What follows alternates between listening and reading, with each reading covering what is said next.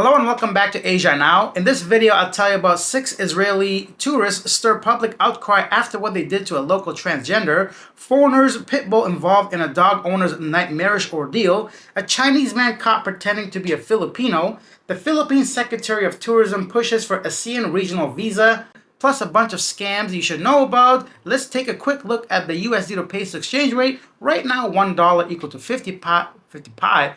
Oh, that kind of sounds nice. Cherry pie, pumpkin pie, apple, 55.5 pesos for the dollar. Here's our main story. Half a dozen Israeli male tourists and a Thai transgender woman were apprehended by Pattaya police before dawn Monday on a beach road after incident in which the group allegedly attempted to take the woman to a hotel, but she resisted. This led to an altercation involving a Thai motorcycle driver man who intervened. The woman told police that there was an agreement for 3,000 bahts with a 1,000 baht deposit given. However, upon realizing the number of individuals involved, she attempted to call for help, which is when the situation escalated. Come on, not one of you guys thought, hey, listen, this is not a good idea. 1 out of 6 of you guys plus 3,000 baht for 6 people? What are you thinking? That's like $16 a piece. How cheap?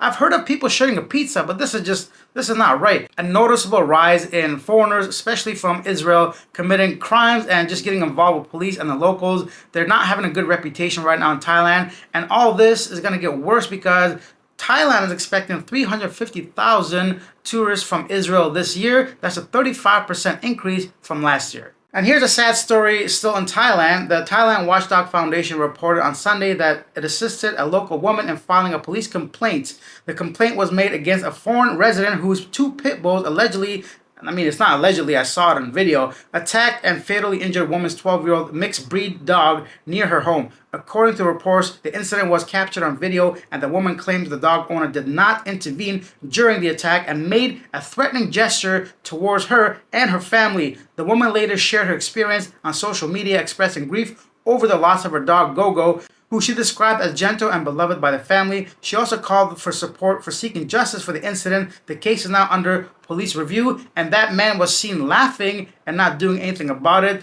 Who does that? I never understood that dog owners like that. If you like dogs, you're most likely compassionate. No, am I wrong? What is going on here? I hope he gets blacklisted, deported, serve some time in prison, fine. It's not going to bring the lady's dog back, but hopefully it prevents other people thinking they can go to another country, buy or bring your dog and let this happen to a local, because it had no leash, it let it loose and did not intervene in any way when this happened. Somebody made a good comment saying dogs take on the owner's energy, so I wouldn't be surprised if the owner is a degenerate. Let's go to the Philippines. The Bureau of Immigration in Liloan, Cebu arrested a Chinese national, Wang Xiaoxin, for allegedly posing as a Filipino and managing a business under a fake identity. He was apprehended along with 4 other Chinese for immigration violations. They were working for a company not listed in their work visas, and 1 lacked a work permit. The joint operation was initiated following intelligence reports. BI Commissioner Joel Anthony Vieira emphasized the importance of interagencies working together. Once again, people coming here under false pretenses, starting a business, either pretend to be a Filipino or using kind of a mask, using a Filipino partner, and then just basically running the business. Those 4 others were like Chinese as well. Where's my water? So yeah, not a good look for this continuous scamming and working illegally in the Philippines. Talking about scamming, check this out. A blogger exposes alleged scam in Cebu City. So these are screenshots taken from a 22-minute YouTube video by a blogger, Mr. WN, that appeared to reveal a well-organized scam operation in Barangay Apas, Cebu City, a clip that has since gone viral. That's basically IT Park. In today's video, I exposed and confronted a group of scammers in the Philippines that run a fake investment website while watching them on their CCTV. Mr. WN wrote on a description for the video that was published on May 18, 2025. After gaining remote access to the scammer's own CCTV feed, Mr. WN explains how the scheme works, details its financial toll on the victims, and track down the alleged scam center's location. He even confronts the perpetrators in real time. Yeah, pretty cool. Check out this man's YouTube channel. I think he's got about 5 videos right now with millions of views right now. And this dude right here, yeah, a hacker that's doing something positive, hopefully. I don't know about the legalities of this, but hacking into a scammer CCTV. This is in Skyrise 4 building. I'm very familiar with that building. I'm not saying that this is even, I guess, accurate, factual, but I would not be surprised because, yeah, that building is full of teachers and all kinds of businesses. I've been inside that building. And this is the situation when it comes to the Philippines and the BPOs and the rise of AI, and I think it's going to become even more difficult for pogos to be operating essentially under false pretenses. Once again, nothing specifically new. I just thought it was pretty cool that it was an IT park, that I know the building personally, and that this dude actually went into the CCTV footage live. You guys should check out his video. Maybe I'll leave the link in the description down below. You guys can take a look. And one last quick note on scamming. An official of United States Institute of Peace warned that billions and billions of dollars are going into the pockets of criminals who are undermining governments and driving conflicts in places. I'm glad that was not on my cojones. Yeah, there are a lot of rich people out there. So sometime when you're out there in Southeast Asia, like Lambos and Maybachs and Rolls Royces running around, driving around, I should say, and you're wondering what the hell going on over here, is most likely from stuff like this: illegal activities, casinos. Online gaming is huge in the Philippines, becoming Asia's #1 gambling crew as well. So scamming through love, investment, crypto, what did we just talk about? And online gaming, right? So those are some big things, big industries raking tens, if not hundreds of billions of dollars. I don't know if it's hundreds of, but at least tens of billions worldwide. And the following story may be one of those cases. A Facebook post by Clarice has gone viral after she shared the story of her former elementary school principal, Dr. Elvira F. Barcelo, who is now seen collecting cardboard boxes on the streets of Morang Rizal at age 81. Clarice was deeply moved when she unexpectedly saw Dr. Barcelo, once as a respected and well-dressed school leader, now living in poverty and selling recyclables and fruit to survive. In their conversation, Dr. Barcelo imparted life lessons about humility, dignity, and honest work, the unpredictability of life, and continuous learning. Despite her situation, she maintains her pride and continues to inspire others, still acting as a teacher in her own way. Clarice revealed that Dr. Barcelo was scammed. She has no surviving family and lives without electricity or water. She was scammed, and like I said earlier, I wouldn't be surprised if these scam hubs has something to do with her ending up on the street. And I mentioned also, who are these people following for these scams? Oftentimes, as you guys have also pointed out, it is seniors, lonely people, or people that just don't have any experience when it comes to certain scams and online tactics that these scammers use to take advantage of the vulnerable.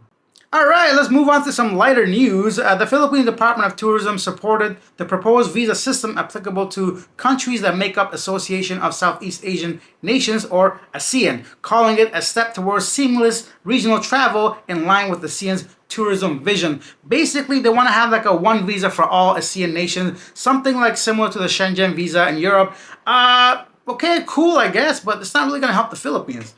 Most people that come into the Philippines don't really have to worry about visas, at least not Westerners for the most part. It's places like Cambodia, Laos, Myanmar, Vietnam that are going to benefit from this, not really the Philippines. It's all good, I get it, but once again, I don't know the practicality of it actually improving Philippines tourism, because already they offer like up to 3 years, you know. Yeah, the renewing is a hassle and all that, but there's no requirement for a visa for a whole bunch of countries to come to the Philippines, right? So I'm not sure how that's going to benefit the Philippines per se, but I guess it can't hurt, right? Any way to try to get some more tourists coming to the Philippines. Now, yesterday or the day before, I brought the sad story of the Filipino mountain climber that passed away on Mount Everest. However, in a more positive story about Mount Everest, 3 more Filipinos conquer Mount Everest summit. The list of Filipino mountaineers reaching the summit of Mount Everest has grown with the addition of Rick Rabe, Gino Panganiban, and Miguel Mapalad. Good for them. Another Filipino that's having a wonderful week, I promise you that, is our following story. Pinoy migrant to Canada wins $80 million. Woohoo! Pinoy migrant, I guess don't have to translate that. My man's from the Philippines, went to Canada, ended up winning close to $60 million US. Good for him. I wish him nothing but happiness. I hope he helps some people along the way. But what do I know? I'm just a regular dude that don't have $80 million. I say that now, but I wonder what I would do if I had 80 million. What would you guys do if you had 80 million Canadian or $60 million US? What are some of the first things you would do? And now it's time for our segment Yesterday Today, where I take a look at some of the most popular comments regarding our previous video. And Bigley says, here in Norway, even in the gym, you can meet people who have never been to the Philippines but have heard of a lot of negativity about it, at times from Filipinos in Norway. Example, the increasing level of attacks and danger to foreigners and scams, and how far many will go for a few pesos, and I very much doubt these guys would ever travel to the Philippines. I'm not surprised tourism is in decline. Bad reputation travels fast, and many are thinking other places sound much better. Lizard202 says, when I'm traveling, I always get hassled at Manila Airport. My Filipino wife is relentless. A lot of us found that to be very funny, so not by the officials, custom, immigration officers, but by your Filipina asawa. Chosen One says, anybody surprised by tourism being down has not been in the Philippines long enough. Buying a Filipino bride for 5k peso is crazy work. I agree. Now let's read one more. Jim Buangan says the Philippines is still not set up for digital nomads. Maybe in BGC or Cebu IT Park, living in condos, but not near any exotic beaches. Electricity and internet can be hit and miss in those locations. They are still behind places like Thailand and Vietnam. Okay, one more. A ranger for collector said the problem is long-term visas, then having to get exit visa, going to the local police station for exit visa, only to pay 5,000 pesos or more for your exit. It's all the scam. They run on the tourists. Then they stop the 6-month visa. A lot of people are concerned about the 6-month visa. I agree, but I guess it makes sense knowing about the scams, the pogos and all that. Some bad actors really ruining it for the rest of travelers that are looking to stay here long term. And that's it for this video. Leave your comments down below regarding anything I talked about today. Share your experience when it comes to any of the related topics or anything you want to talk about the Philippines. I'd love to hear your thoughts. And that's it. No sense of me rambling on. Thank you for watching. I'll see you tomorrow.